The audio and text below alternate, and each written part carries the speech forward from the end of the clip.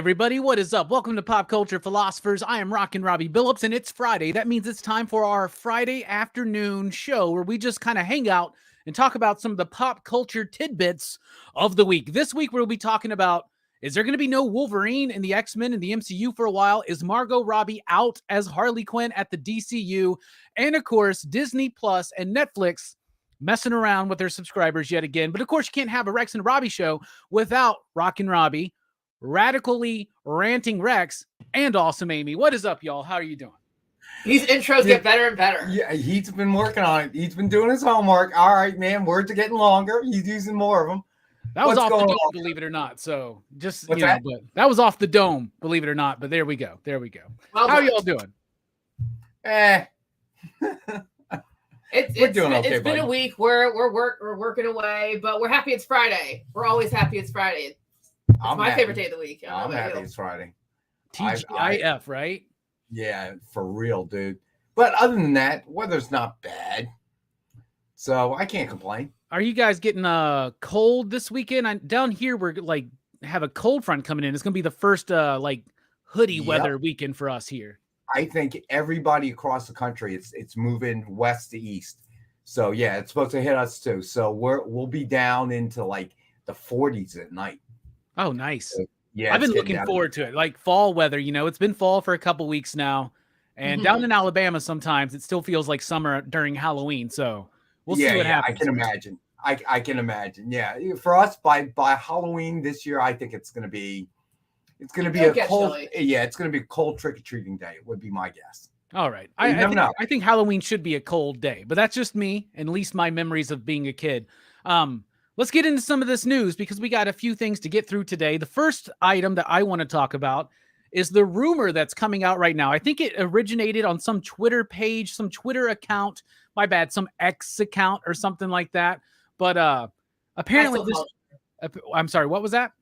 I still call it Twitter. So yeah, whatever. Right? It's still Twitter to me. But on some account on Twitter/X, somebody was talking about this, but there is some credibility to this rumor. The idea that the MCU, when they introduce the X-Men, have their X-Men movie, their Mutants movie, whatever they want to call it, they're not going to be focusing on Wolverine, which is the antithesis of what Fox did because every X-Men movie focused on Wolverine. So do you think this is a good move? Would you like to see this? Would you like to see the spotlight on more of say the original team before they introduce Wolverine? Do you think it's a good decision, a bad decision? Let's start with you, Amy. What do you think?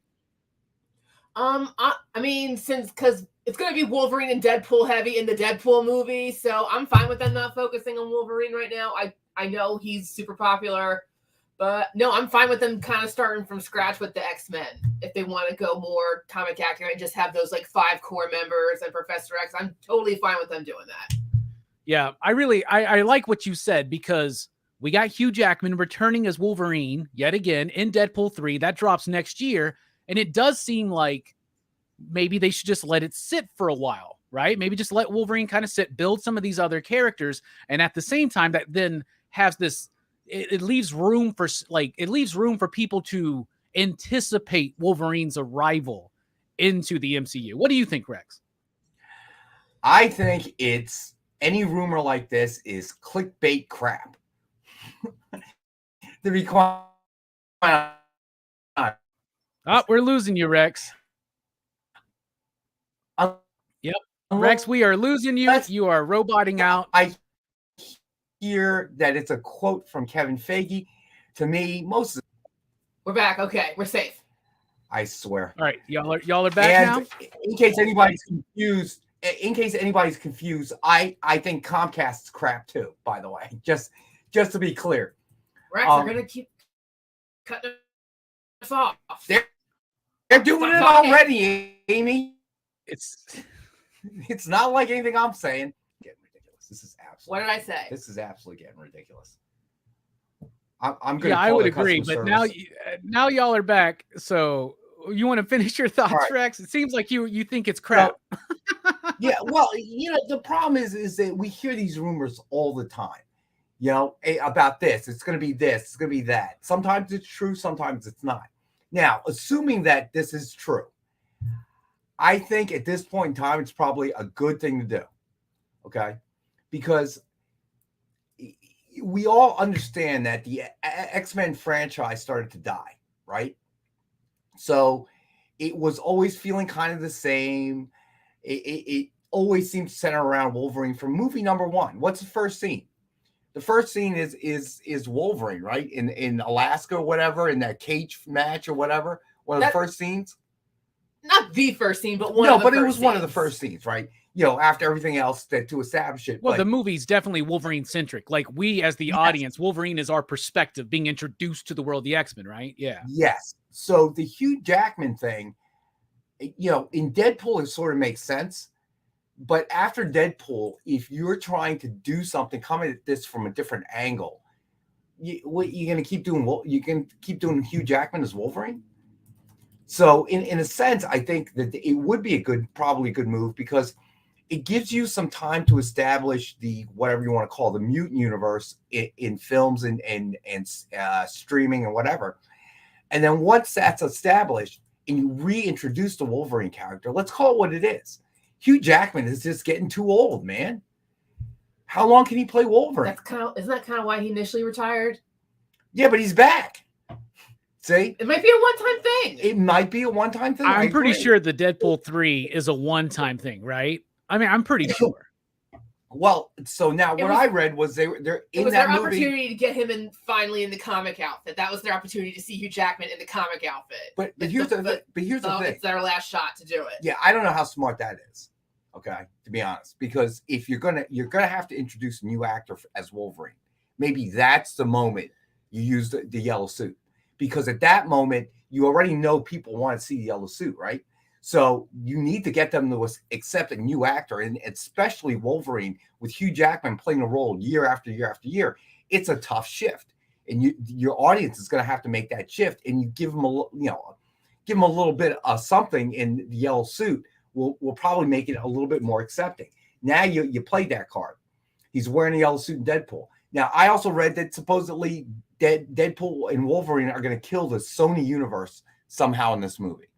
Yeah, right? I saw that too. Like they're going to be killing off all those Sony X-Men characters, or the Fox ones, the Fox characters too. Robbie, like you said, if Marvel just wants to focus on just a few X-Men right now, again, that's the way to anticipate the next Wolverine. And then again, whenever they decide to bring new Wolverine in, again, I'd like to picture this, especially for fans again who are so dedicated to the comics. However, whenever the new Wolverine comes in the MCU, try to get him in a fight with the Hulk. So maybe that's, it can finally. Exactly.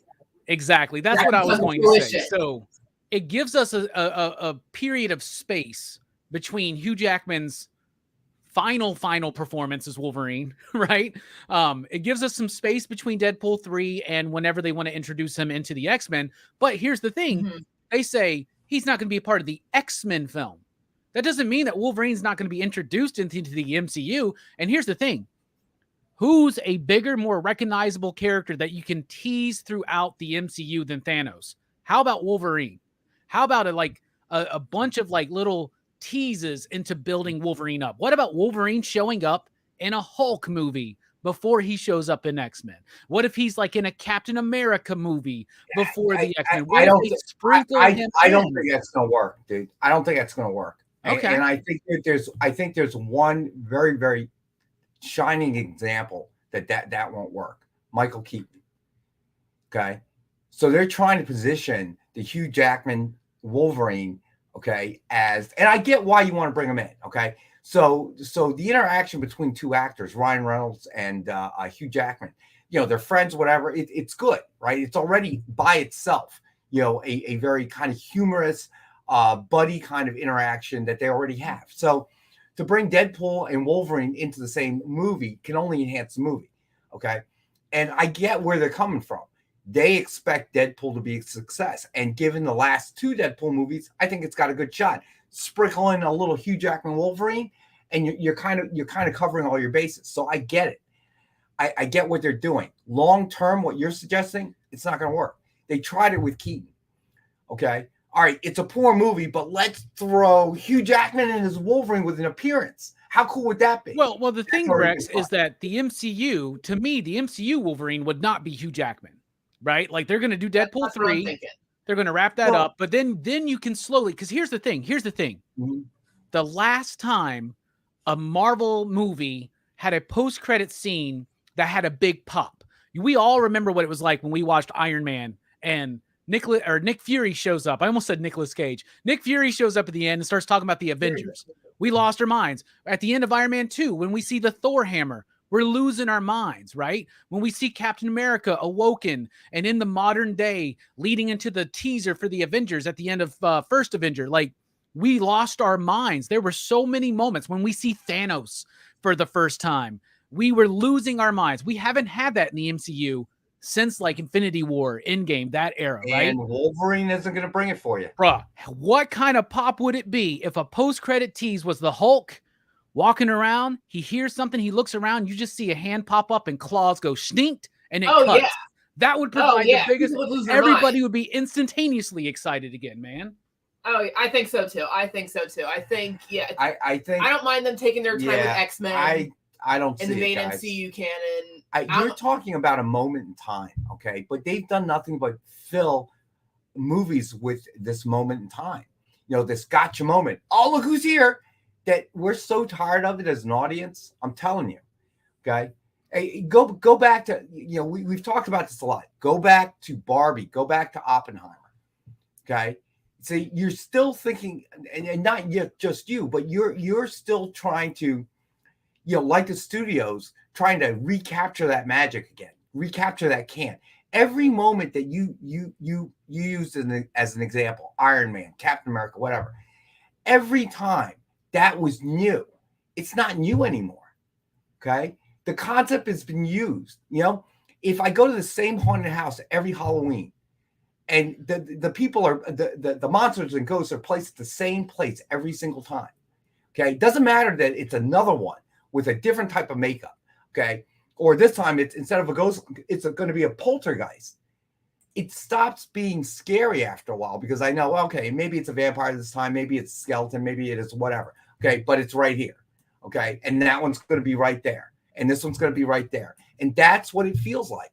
They're trying to recapture the lightning in a bottle, and you're not going to be able to. That moment has passed. You got to come up with something new, and what I mean by that is continually dropping Easter eggs to get us excited about the next movie ain't going to work no more. It just isn't. Okay? I get what you're saying, Rex, and I'm curious. You out there in the chat, I want to know what y'all think. If you saw a post-credit tease in some Marvel project that showed the Hulk walking around, and then somebody's like hunting this Hulk, and he turns around, and you just see some claws pop out of somebody's fist, and it cuts to black, is that not going to be a pop moment? I think it would. Yeah, I think it would. Everybody here's the thing. Everybody has, first of all, wanting another solo Hulk film since Mark Ruffalo took over the title, right? And then everybody wants the X-Men introduced. Dude, you telling me people wouldn't get excited if they got a tease that they're doing a Hulk movie and it's going to be Hulk versus Wolverine? Come on, that's crazy to me. I think that would like get everybody so excited again.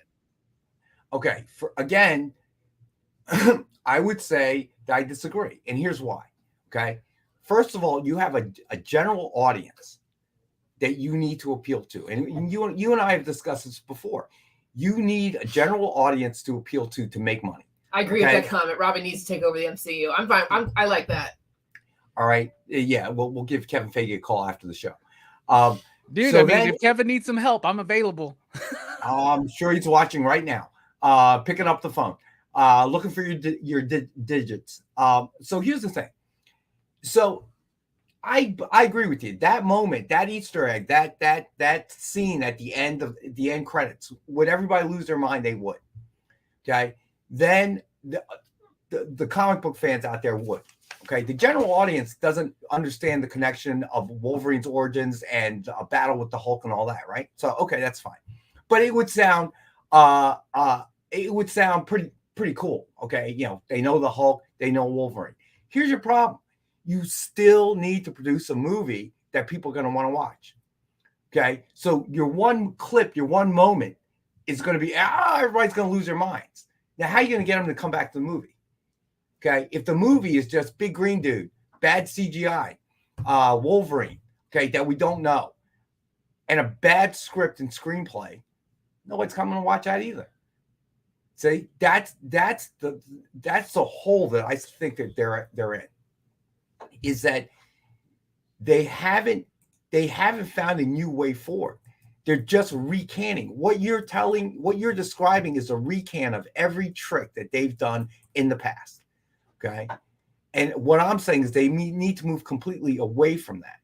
So I like, quote unquote, yeah, right there, Rail. So quote unquote, I do believe that what they're talking about, or what the rumor says they're talking about, they're trying to reboot or at least try to develop a mutant universe, okay, and tell that story. I think that's a pretty good move, okay. And, I think that the X-Men grew into all these mutant stories and all these all these spin-off titles, okay, Alpha Flight, whatever, right?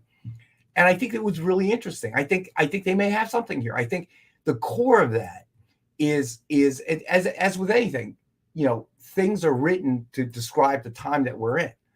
So I think one thing that the X-Men title and then the whole mutant universe opened up was all of a sudden you had heroes or villains who had superpowers, yes, but those superpowers actually kind of made them a minority, a discriminated against group.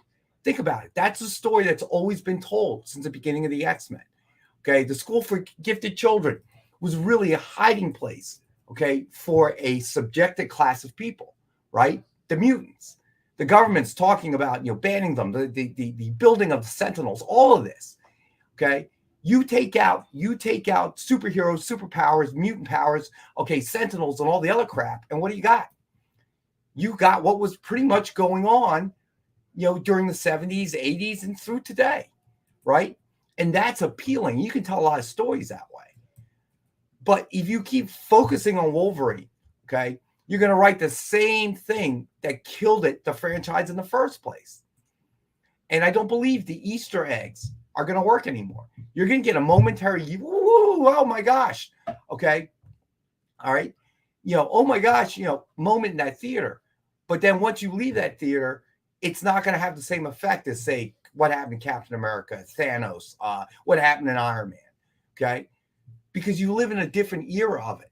Back then, what was there other than Iron Man? Let's wait 2 years. I'm excited, right? Hadn't seen anything like it. Captain America was just building on that. And, the Avengers. There's been nothing like that. Now, dude, it's a superhero movie it feels like every month, every couple of months, they're releasing one, they're putting another one out. And I get what you're saying, Rex, but that's slowing down. That's been slowing down. And I think a moment to just kind of slow down the production of these movies can help us reinvigorate them. Like, that's something we've been discussing on the show for months, right? But here's the thing. Here's the thing, Rex. Do you not think, okay, let's just say, hypothetically, like, okay, if Kevin Feige called me again today, right? I said again, if Kevin Feige called me today and he didn't like the Hulk idea, if he didn't like the Hulk idea, I would go, all right, how about this? Get Chris Evans back, tell another Captain America story set in World War II, Wolverine's in it. Boom. There's another one. I think people would be excited for that. I think that would get people really pumped. I don't know. I don't know. I disagree because people will come for Chris Evans. I'm 100% sure of it. Okay. What's that? I'm like, yeah, if that type of movie happened, oh yeah, of course people will go see it. People love Chris Evans. I don't think Chris Evans is coming back at any time soon. Okay. Based on everything he said. He's going to be back. Robert Downey Jr. runs out of money. He runs out of money. Okay. I mean, you got to, I got to be honest with you. Not all these actors are feeling what we may feel. Okay. So I think from their perspective, like anybody who's in this kind of career, you don't want to be typecast for the rest of your life. You want to be able to do something else. You want to be able to act someone, in something else, So I think Chris Evans is looking at it that way. He's made enough money, okay, based on all the movies in the MCU. He wants to try something different. He wants to be somebody else. He wants to play a role that's somebody else. And who can really blame him? If it's not about money and it's about the art, do you want to always be known? Hey, OUG, somebody's got to. Let me tell you, if we all three of us agree, it'd be a 10-minute show. Okay, we all agree, Robbie will be sitting there with his gavel. Okay, we all agree. Let's adjourn. I mean, what are we going to talk about? But I always like to give a different perspective. So I really think that success lays in, you got to come up with something different. You got to do it a different way. And quite honestly, this going back to try to feed off nostalgia, I don't know, man. I don't think it's going to work. And Dark Knight, forget the actor's name. Christian Bale? Bale? Didn't come back. Huh? Yeah, Christian Bale, who didn't come back. Why didn't he come back? I think Chris Evans is in the same spot. Because Christian Bale had the power not to come back. And he wanted to play different roles. And he didn't get typecast because of Batman, although he was on that cusp. And I think he recognized the time to walk. And to this day, he is a phenomenal actor. Okay. And I don't think of him as Batman. I think of him as a great Batman, but I think of him in other roles that he's played along the way. All right. I'm going to ask you a question real quick. Aside from Captain America, name the biggest Chris Evans led starring role movie. Like, what's the big Chris Evans movie outside of the MCU? What's the big Chris Evans movie? I would say, what was that movie? Snowpiercer. Great movie. But that's not at the level that we're talking about, y'all. Right? So, like, I didn't realize. The thing is, what are the parameters? People you didn't clarify the parameters. Well, I'm just saying to me. I mean, I'm just saying, like, that's not a movie that people like. I'm just saying that, like, ego is a big part of acting as well, right? You don't get into that profession necessarily at that level without having some substantial bit of ego. At a certain point, Chris Evans is going to want his name to be the biggest deal. Was his name the biggest deal of Snowpiercer? Or was it the fact that it was a movie that gained word of mouth that people liked? His name was the biggest deal in that movie, dude. Okay. If you think so. Hey, listen, I think so, because I'll be honest with you. You put out a movie called Snowpiercer. There's not a whole lot of marketing. Okay, I'm looking through whatever I saw it on HBO, whatever, right? I'm scanning through. Chris Evans, ooh, I like him because I like him as Captain America. It might be worth a watch. So I had no idea. $86 million at the box office. That's not what Chris Evans. No. Now I'm going to have to disagree. Okay, because when you get to that point, what you deem as a success may not be the same as what he deems as a success. And he may go into his craft thinking, I'm not looking for the biggest box office receipts. I got the money. Okay. I'm looking for, I don't know if he does stage work or whatever, right?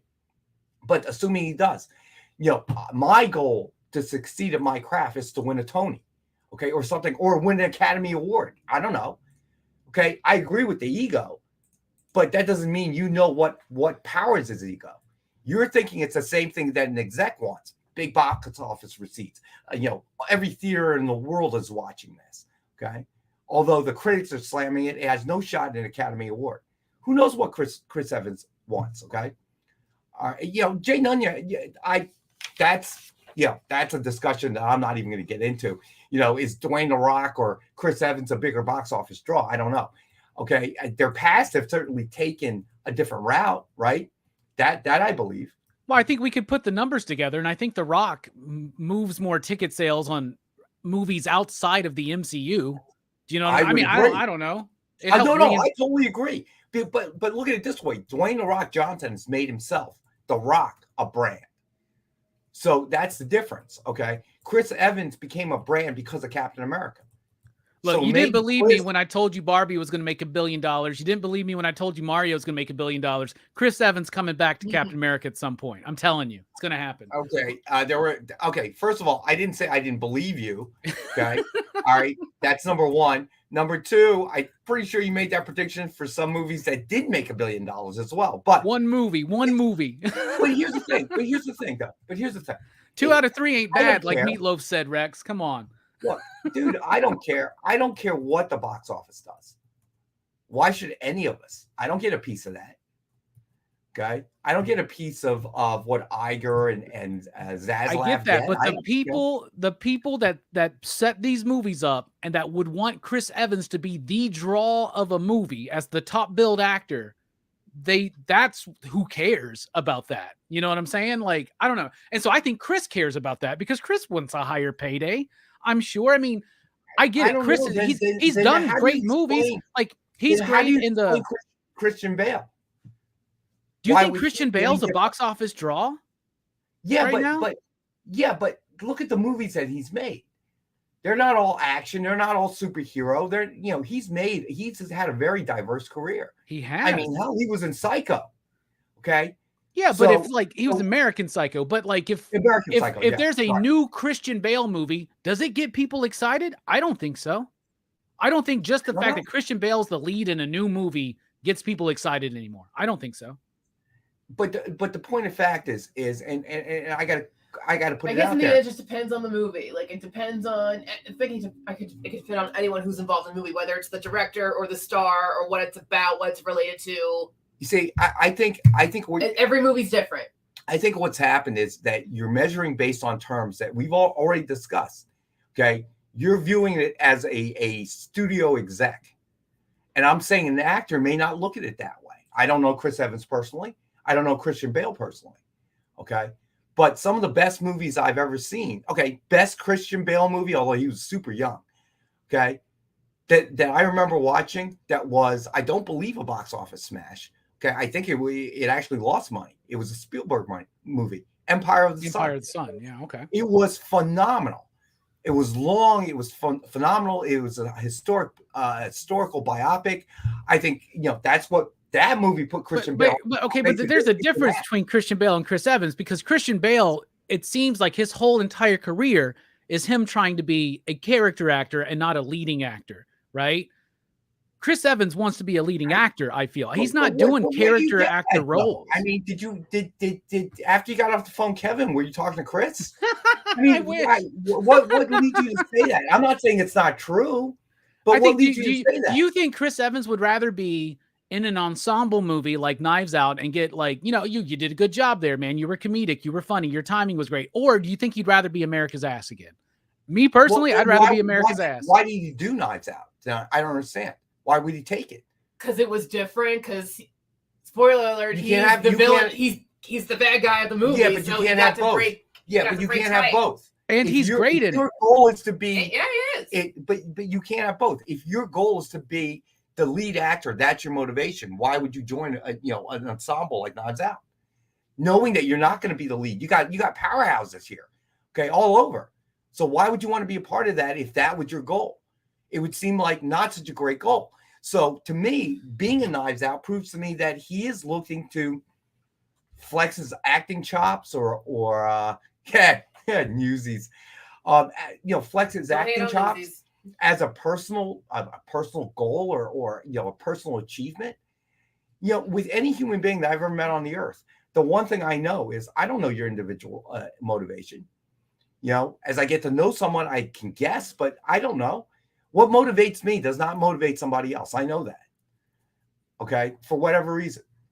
Okay. If I was motivated about nothing but money myself, then in my free time, I would be finding another way, a side job, a side gig to make money. I would spend all my free time doing that. Instead, okay, my hobby is softball. So instead of making more money, I end up floating loans for the teams until the organization reimburses me. How's that smart? To me, it's smart because I go on vacation. I go to beautiful Gulf Shores in your lovely state of Alabama. I got to go to Myrtle Beach. Okay. I travel. I see my daughter a lot. I talk to her all the time. So to me, yeah, it's worth it. That's my motivation. Somebody who maybe has never had children, who doesn't like sports, they're looking at me like, what are you, stupid? But that's okay.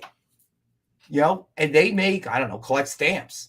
And I'm looking at them like, what are you, stupid? No, who sends out mail anymore, bro? Who uses a stamp? But maybe that's his thing. And he spends 30% of his paycheck buying vintage stamps. And I'm going to look at him like, I don't get it. But I don't have to get it. He gets it. This is why I love this show. It's because we started off talking about the idea that Wolverine's not going to be in the first X-Men movies. We are now in what is Chris Evans' motivation as an actor. We should change it. We should change the name of the show from Topic of the Day to whatever pops into our head show. That's pretty much what it is, and I love it. All right, let's move on topic a little bit. Last week we talked about this. James Gunn basically confirmed Peacemaker, Amanda Waller, and Blue Beetle. They are the characters that are coming over, portrayed by the same actors, though different versions of those characters in his new DCU, which led a lot of people this week to go, hey, biggest movie of the year is Barbie. Biggest star of the year is Margot Robbie. Why is Margot Robbie not returning as Harley Quinn? What do you think? Amy, let's start with you. Do you think that she should return? Do you think it's a good move? This is not substantiated, but it seems that, no, she's out. Like, they're all out except for those three. And basically the cast of Peacemaker. They're going to survive because he also said Vigilante's returning. What do you think? Margot Robbie out of Harley Quinn, out as Harley Quinn, bad move with the success of Barbie, or a good move? Maybe they don't have plans for Harley Quinn right now, especially because Harley Quinn's going to be featured in the second Joker movie. So maybe, yeah, there's just no plans for Margot Robbie's version right now. But I mean, if she's open to coming back, if they ask her if she's open to it, I'm sure they'll think of something. So I think it's just maybe not right. That's all I think of. They have plans for the other characters. They just don't have plans for Harley Quinn right now. For at least Margot Robbie's version of her anyway. But I'm sure, yeah, if she's open to come back, they'll think of something. So, like, if John Cena comes back as Peacemaker, I don't think many people will bat an eye. Right? When Viola Davis comes back as Amanda Waller, nobody's going to really bat an eye about that. Cholo coming back as Blue Beetle, like, people are going to be cool with that, like, enough, right? I think. But if you bring back Margot Robbie, aren't you going to have people being like, all right, so why is Gal Gadot out? Why is Henry Cavill out? Why is Ben Affleck out? Like, are we picking and choosing just the stuff you like that you're attached to, or are we really doing a clean slate here? I think that would be the confusion if they revisited Margot Robbie's Harley Quinn. And let's be honest, Margot Robbie's Harley Quinn has never been the box office draw that her Barbie film was. So I don't know. Any thoughts? I think number one, I think that as the months and months pass, I begin to question whether or not Gunn and Safran actually have a cohesive plan. I think everything is banking on. I'll be right back, guys. I just got to check on something. I think everything is banking on success of Superman. And I think if Superman flops, he's got a problem. Okay. And I think a big enough problem that he may actually pick up and walk from it. Okay. Saying this is not worth the effort. And I'll be honest with you. Yeah, you're right, Power Max. Malkovich was awesome in it as well. I think the problem is this. And again, I'm going to take the problem outside of the comic book movie universe. All right. Could it not be a fiscal issue? How are you going to get Margot Robbie back? Okay. I mean, and afford to make the movie. Then you're going to have to do $3 billion at the box office in order to break even. Okay. Barbie vaulted her to the top of the food chain. So, and she didn't strike me as a particular comic book fan. You know, so what would be the motive? I mean, she, at this point in time, can have, I would imagine, the pick of roles.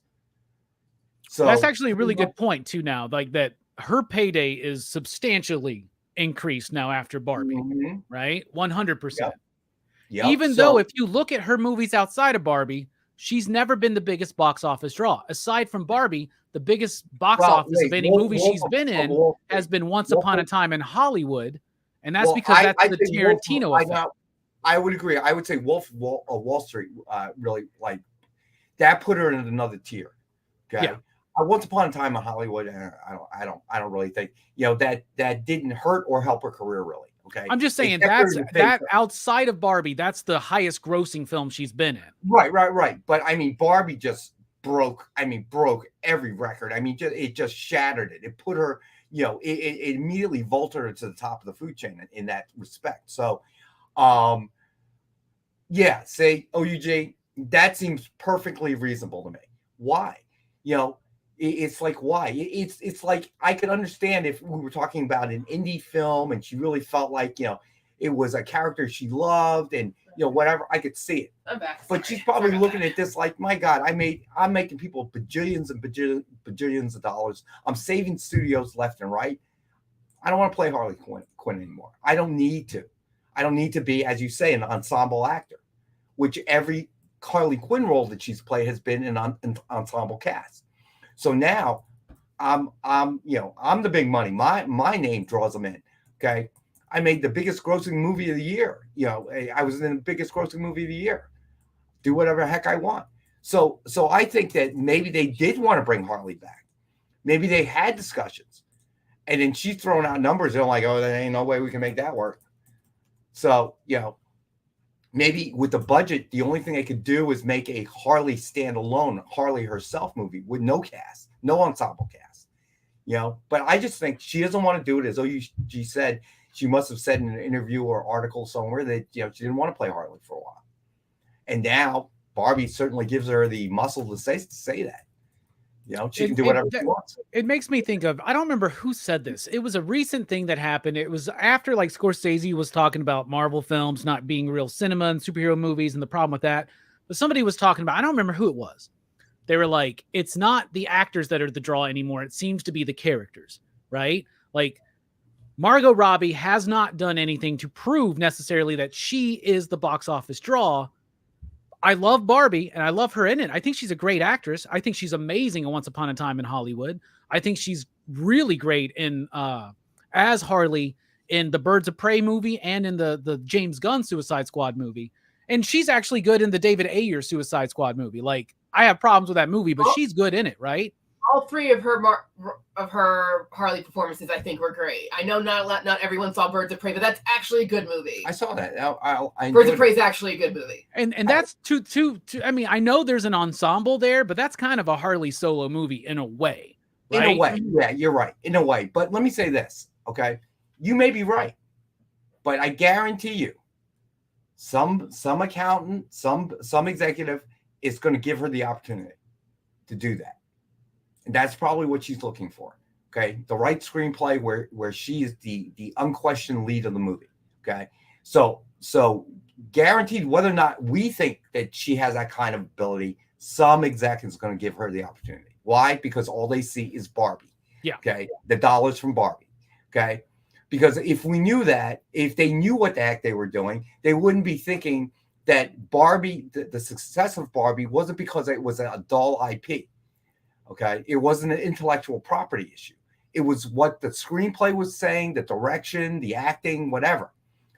That was the success of the movie, not the dull Barbie itself per se.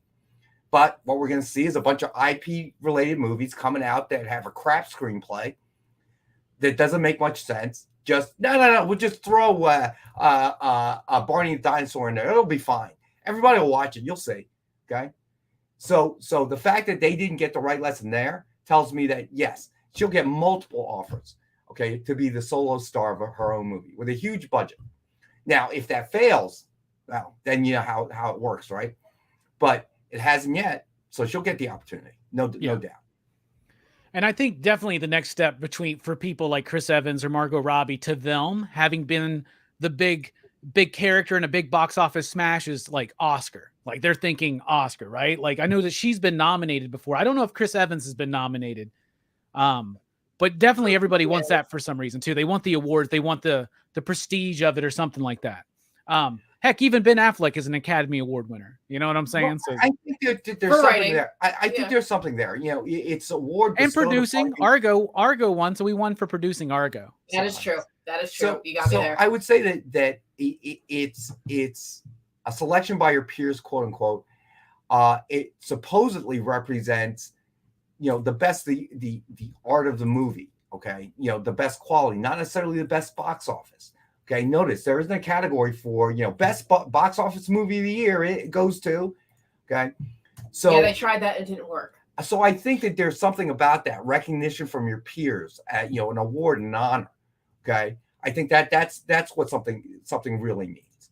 So for example, let's take baseball. You and I are huge baseball fans. Do you think a baseball player would be more honored if other baseball players voted for him to receive an award than fan voting, like the All-Star game? Oh yeah, for sure. That's why Hall of Fame means so much more than an All-Star game. Well, that's a whole nother discussion. We could have a whole hour on that in the Hall of Fame and how outdated and a joke that system is. But what I'm saying is that here's the biggest thing, though. Here's the biggest thing. Who do you think a baseball player would rather be, an all-star or have the highest paycheck that year? I think they're both. Okay. I would describe A-Rod as I want the biggest paycheck. Okay. Yeah. And he'll never be the most popular player, though. And he'll never have the legacy that like people like say, I don't know, like a Joe DiMaggio or a Lou Gehrig had, right? I'll give you a good one. I'll give you one. They were teammates. Derek Jeter. Yeah. He is the last. He is the last and will be the last of a very handful of players in this era that was drafted by a team and retired with that same team. You're never going to see it again. I believe you. Yeah, 100%. Yeah. So to me, it's you're talking about Jeter, A-Rod kind of thing. They're both. Okay. Jeter is a guy who I believe that played, wanting the team to win, get in the ring. Okay. Staking out a Hall of Fame career. I think A-Rod was always chasing the biggest check. Okay. That's all he cared about. And I think since they've retired, okay, OUG, ring, always ring, man. Always ring. I would even think most players would want a ring over the biggest paycheck too. Like winning that championship is a big deal. But I think that it comes out. It comes out, as your career unfolds. And I think that's true about anything in life. Are there both kinds of people? There are. But, I believe that why the Academy Awards is so important is because it represents being chosen by your peers. Okay. Now, to be honest, I think The Rock is looking for the biggest paycheck. Okay. So he's not really concerned, or acts like he's not really concerned, because he's not in movies that are going to genuinely get nominated for an Academy Award. Right. Yeah. So I think that's what's going on there. So I think that's true either way. But I really think that has a lot to do with it. Why they place such importance on it. And from a real standpoint, I know everybody likes to get paid, right? But the actors are probably, it does matter at the end of the day, but I don't think they really care, okay, about the box office receipts, except in the sense that can they get more work after this, okay, like anybody else. But the ones that have made it, I don't think they care that much anymore. You're only making a bunch of big fat execs rich, yourself as well. But, what do these people do? They just put money. All right. Speaking of money, let's get to our final topic. Our final topic is about Disney Plus and Netflix. Number one, Disney Plus, they've already talked about this, but they are officially going to start cracking down on password sharing. They're going to start November 1st in Canada and then go into other regions and territories and countries. And they're saying they're going to be so strict that if you're password sharing, they may delete your account, right? They're going real hard. Why? Obviously, because when Netflix did away with password sharing, everybody was like thinking that it would be a big drop for them. They increased subscribers, as we've talked about here on the channel. Disney Plus probably wants some of that. Speaking of Netflix just announced they're about to raise prices again. Didn't we just have this conversation like a few weeks ago? Yeah. Like Netflix is raising prices again. Disney Plus is getting rid of password sharing. Streaming. Man, it was supposed to save us so much more money than cable. What's going on? What do y'all think? I think that, quite honestly, we all knew it was coming. Once they reported Netflix subscribership went up, we all knew it was coming from Disney and Max, and everybody else is eventually going to jump on board. I think the will cancel your account is an empty threat. Okay, it is nothing but crap. They're not cutting nobody's account, because they want to ding your card every month for the charge. Okay. They will make it harder for you to do so. Okay. To the point, that technology exists, but that's an empty threat. Okay. I'm not going to allow you to give me any more of your money. Please. Please. Okay. Don't. All right. I won't die. So it just, OUG, that's probably a good idea too. We don't read enough. We all knew it was coming.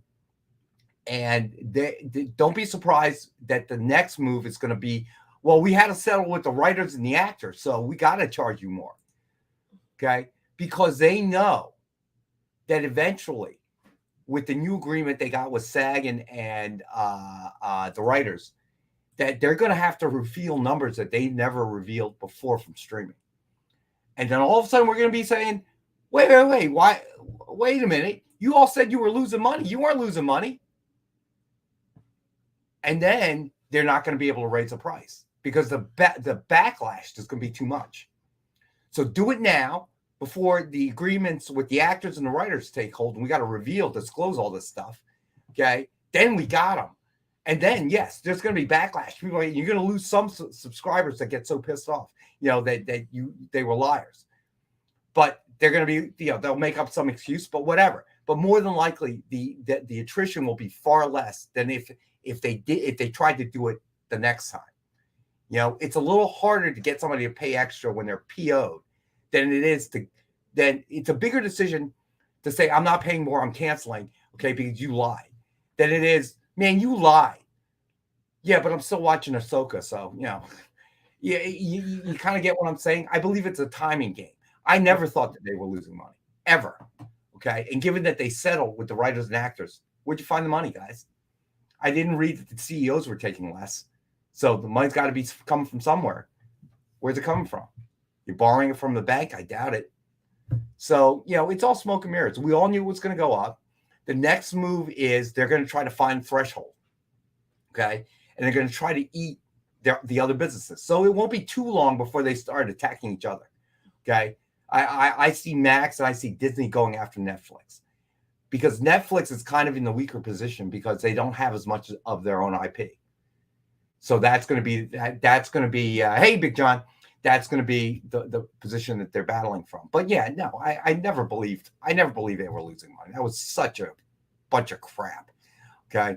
Especially, I got to be honest, like places like Disney, that's all your IP, dude. You're not paying a licensing fee for that. Yeah. So how are you losing money? It doesn't make any sense. You have to build out the infrastructure, but how are you losing money? That doesn't make any sense to me. You already own the IP. A lot of the movies that you're showing on Disney Channel, you weren't showing it any other way. You can't tell me DVD sales were surpassing it. Okay. Or sale on demand was surpassing it. So, they've got to understand. A monthly subscription is far more secure than going out there and, video on demand and not airing it anywhere else. Because for a consumer to go out there and look and say, am I going to spend $20 to own this movie? It's far easier than that. It's far easier to collect $25 from me every single month to the point where I forget it. And I just get home and I turn it on, it's on. And I may not like it, as demonstrated by Peacock, my experience with Peacock, right, Robbie? Yeah. I may not cancel. I may forget. I may do this. You might finally throw something on like the Continental that I want to watch. So I'll do it after the Continental. I forget, whatever.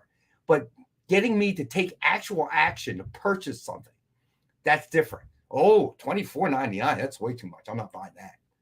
Okay. Yeah. And I don't sell them short. I believe that they're smart enough that somebody's figured that out as well. What about you, Amy? What do you think? Disney Plus cracking down on password sharing. Netflix going to raise prices again. I guess the only thing I can think of is it's annoying because being able to, especially like if you're a family that has if you and your family live in different places, you can't share an account anymore. It's kind of annoying. Let me ask you a question. Would you cancel over this? Well, that is a good question. Would you? I guess it depends on like what services do you want to keep, which ones don't you watch as much? Because no, I'm asking specifically if Disney raises the price. Is there any talk about how much of a raise it'll be, Robbie? No, they haven't done any of that stuff yet. Okay, so let's hypothetically say it goes up $5 a month. Will you cancel Disney? Specifically Disney, not anything else. Because I use Disney a lot. I probably won't. So you may cancel something that you feel like you're not watching as much of, right? Mm-hmm. Guess what? They don't care. You're not canceling them. You're canceling somebody else. They don't care about that.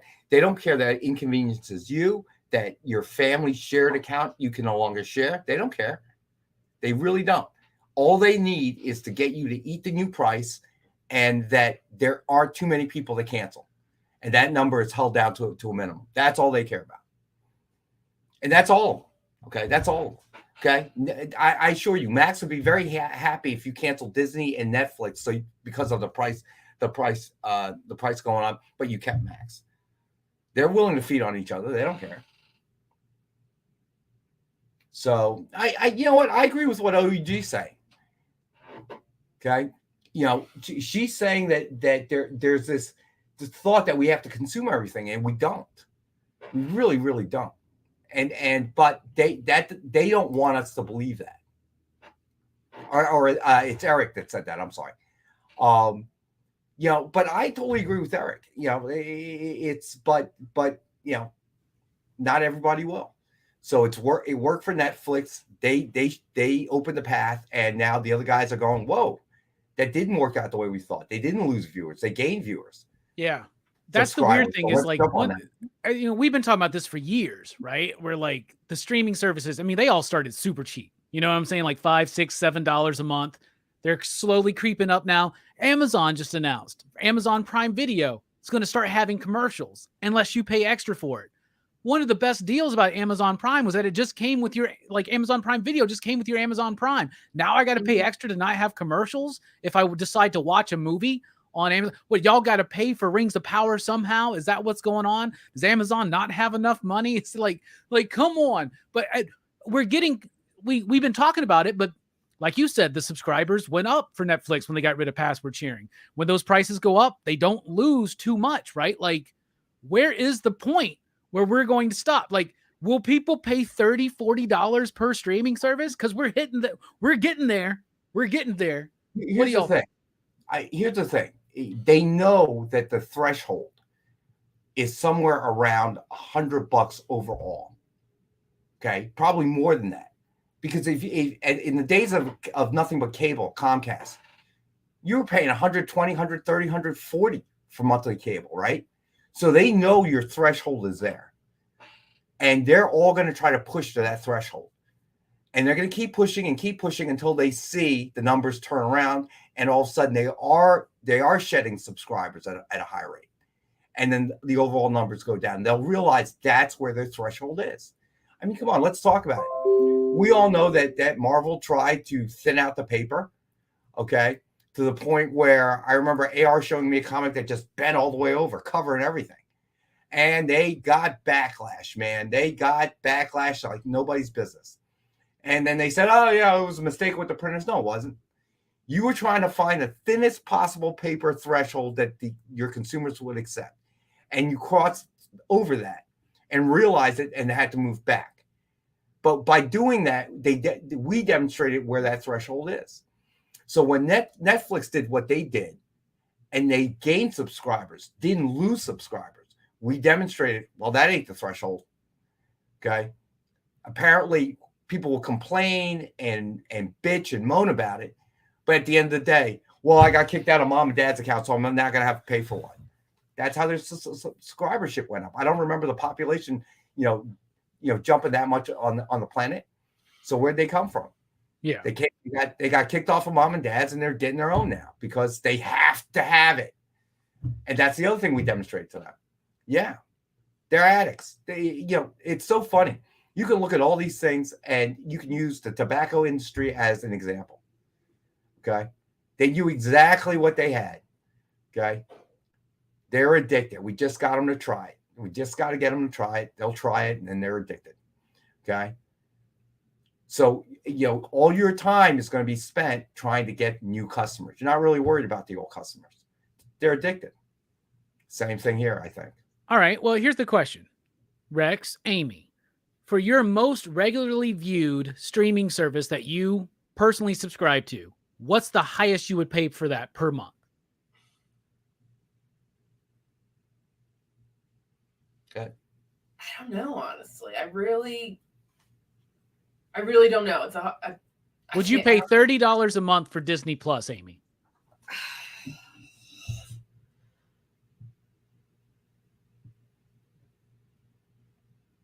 I feel like if they didn't have the original content on there, I'd probably say no, because so many Disney I have on DVD or VHS already.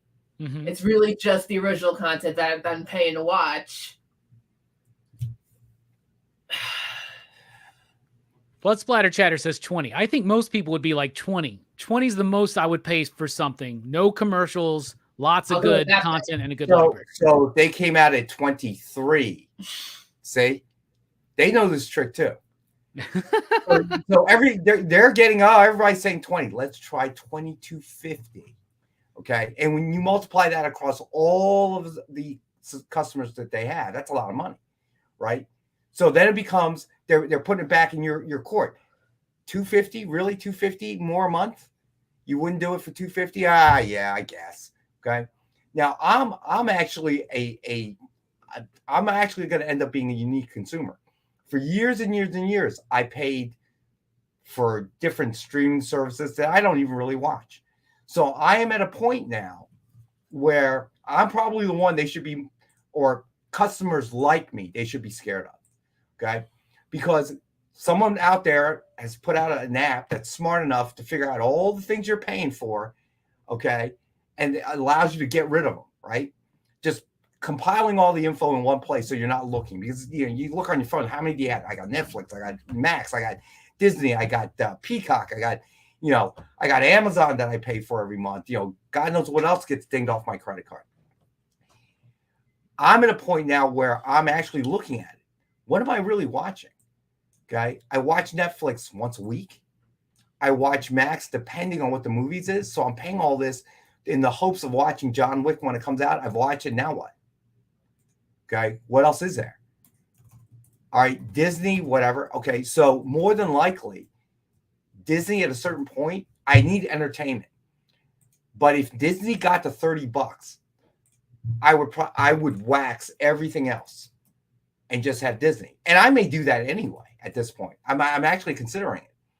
Okay, I'm paying out too much every month, and I don't even know where it's going, and I'm not watching that much. So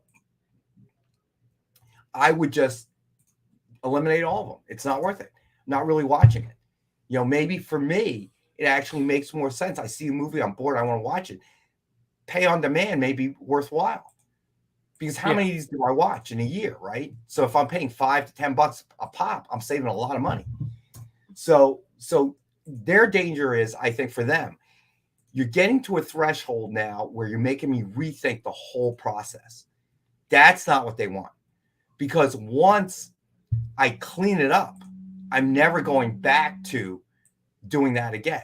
That evolved kind of as, transitioning through no cable, and then your Wi-Fi, your internet speed getting faster so you can do it, to more choices. And then you just kind of, I've had Hulu for years, and I don't know how many, back when it was like $5 a month. And, now it's all starting to add up. And I think I may be paying for Hulu twice, because I got the Disney ESPN bundle, which includes Hulu, right? So the only way I can figure all this out is I got to wipe it all out and start from scratch. So that's what I really think, the danger is for them. But for us, they're going to milk us until we're dry, man. All right. If you're watching this on the replay, let us know in the comments below what you think about any of these topics. You there watching live with us, thank you so much. Rex, Amy, thank you for joining us here again for a awesome Rex, Amy, and Robbie show. And what y'all got coming up? All right. So tonight we've got original art at 7 p.m. on The Experience. Tons of art. High-end stuff. And Nick's having some really big blockbuster deals tonight. At least one piece is going to be $10. So come check it out. Yeah, Paramax. I can't do that. I don't have a Blu-ray player, dude. So he's going to have high-end pieces down to very affordable pieces for, the new collector, whatever, to kind of dab their foot in the water. And of course, you and I will be back on Monday for our 6 p.m. EXP show. John should be here. Who knows? But beyond that, what you got coming up this weekend, buddy? Oh, we're right in the midst of Horror Fest still, right? You can check out my buddy Verno, his channel, Blood Splatter Chatter. They talked about Deadstream last night. Tomorrow night on Dylan's Horror Show, they're talking about the David Gordon Green Halloween trilogy. And then on my show, PCP Movie Night, we're talking about Opera from Dario Argento, one of my favorite film directors and one of my favorite films from him. So that's a good one. Interesting. I know you are a huge fan. I'm a huge Argento fan, and Opera, a lot of people consider Opera his last good film. I would argue against that, but I also understand exactly what they mean when they say that. But I'm really excited. Some great horror films to be talked about this weekend. Dallas Niners, by the way, I will be live streaming that Sunday night. I'll be watching the game with my super chat menu. So come see a happy drunk Robbie or an angry drunk Robbie but it should be fun either way. Thank you, Third Rail. And as you know, adamantium claws are not removable, my friend. Okay, but thank you for thinking about me. All right, but hey, listen, I'll probably be checking your show out on Sunday for a little bit of fun. Yeah, it should be fun one way or the other. So check us out. We start at 7 p.m. Central Time on Sunday night. All right, we're dipping out. Rex, Amy, thank you again so much. Y'all have a good